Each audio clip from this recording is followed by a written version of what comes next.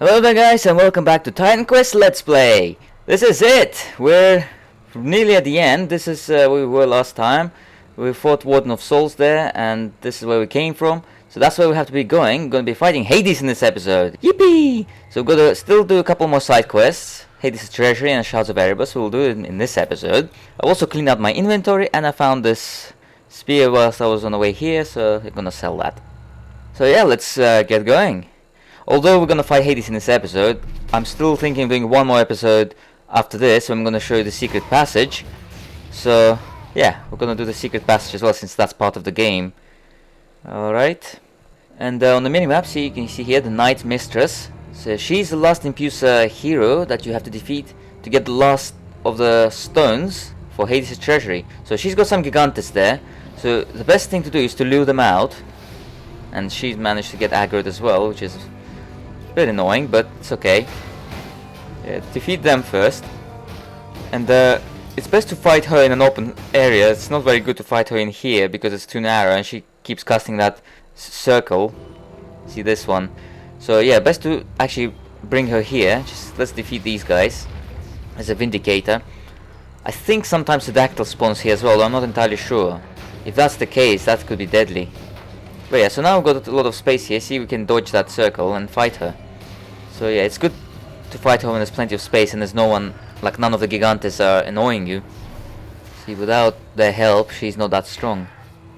And yeah, once I finish this Let's Play, since many people wanted me to go into Epic and Legendary, I might go into Epic and Legendary as well, though it's not going to be similar to this. It's going to be more like a highlights kind of episode. But anyways, let's pick up the stone. Now that we've got all 4 stones, see, here we go, all 4 stones. Now we can go to Hades Treasury and unlock it. We're gonna get precious loot. So what we're gonna do is we're gonna put a portal down. I'm gonna go to Plains of Judgement. If you remember, that Hades Treasury was the closest to that. And it's actually not that of a long walk. It's pretty much within walking distance. So yeah, we're gonna go this way. And I'm actually going to speed up the part where, because there's monsters here and we've already seen this. I mean, this is pretty smart, isn't it? Not only are we going to kick Hades' ass, we're going to rob him first, then we're going to kick his ass. I mean, you can't humiliate someone any worse than that. I mean, you rob them first, and then you kick their ass. Right, so yeah, with the Epic and Legendary, I'm going to be doing the highlights style Let's Play probably. And we've got the monster hero here. Carries monster hero, Anaplekti. So yeah, I guess because Epic and Legendary is mostly gonna be, most things are gonna be similar to what we've seen already, you know.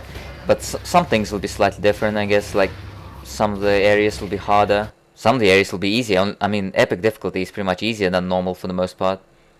And of course, we've got the optional bosses, where I'm gonna show all of them. You know, the Manticore, Talos, and the Dragon Leech, and also on Legendary we've got Hydra. So all those will be shown. I was pretty lucky there. They cast that ring just as I sped towards them. So right here, if you remember, just take care of the troglodytes real quick. Alright, it's basically this way, down the steps. We've already been here before, and this is the guy who gave us the quest, if you remember. Where did you get that? Yeah. See these pillars? So you gotta put all the stones in there. So you just click on them and the stones will be automatically placed. You don't need to do anything. See, now you got all 4 stones, the door will automatically open, you can go in and get the spoils. And there we are, Hades Treasury. It's a little empty, to be honest.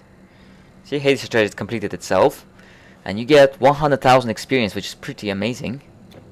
And on top of that, you get to help yourself to the treasure, so this is a really good side quest to do. I mean, there's no reason why you shouldn't do it. It's just probably the hardest one in terms of finding all the stones, you know. Yeah, it's a little empty. Hades, I thought you'd be richer than this. I mean, you're a god after all. Soul Prism, that's a greater artifact. And there's Jewel of the Osprey, which I'm gonna sell. And we've got some relics, which we can't really combine because we already completed all the other stuff. So, yeah, nothing to combine it with. Okay, let's open the other chests. I mean, Hades, you suck. I thought you had more wealth than this. If I knew you were this poor, I wouldn't have robbed you. Robust Jewel of Essence. This is really good. See, robust is a good prefix to have. See, you had hail over there and this robust. Actually, usually hail is better, but see, we got robust. It gives the same strength and health bonus, plus a couple of other bonuses. This one is a ring though, the other one was the amulet. It's really good, but at the moment we need our current rings, because I need those resistances and offensive ability. Alright, nothing too special here either. So I've got this blade, which I'm gonna sell. Alkinatis of Feasting. Alright, so that's Hades Treasury completed. So now we're gonna exit, and I'm gonna skip the part where I'm backtracking. I'm also gonna visit the merchant. Gonna sell some of the crap. You have won the treasure fairly. Ha! I suppose that means I am released from my vow. Not that I wanted to be released. Not that I wanted to be released. Mate, you contradict yourself. Alright, so we're back in Hades' palace. So we're gonna be heading in this direction. So this is where we have to be going. See, I already sold all the stuff that I didn't need, got more health potions. So we're ready to do the last section. We're literally right where he is. And this is Crystalline Stelae. This is the last part. The Dactyl can actually spawn here as well, and I did come across him a few times here. And this is probably the worst place where he can be, because it's really narrow in here. There's virtually no room to dodge his attacks. Another thing is that in the original version of the game, this part also lags because of the lightning discharges that happened here. So it actually lags really badly. That's why you should get the fan patch, so you can, you know, it removes those lightning discharges so this doesn't lag anymore. Yeah. You have won the treasure fairly. No shit, mate. I mean, I got all 4 crystals. How many crystals did you get? Huh? Sorry, I couldn't hear you over the sound of my awesome. Not only did I win it fairly, I owned. Alright, so Hades is just ahead. Here's the last couple of Shards of Erebus. Don't forget about them, because you won't get another chance. Although you can probably return here. Right, so smash this one as well. There we go. So we got the last 2 pieces. We're gonna combine it. So that's 10 vitality, damage, resistance, plus a few completion bonuses.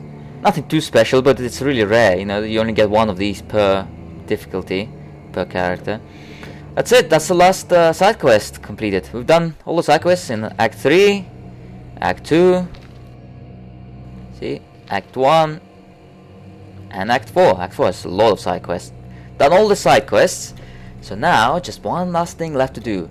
To kick Hades' butt. We're gonna do this now. See? It's right there.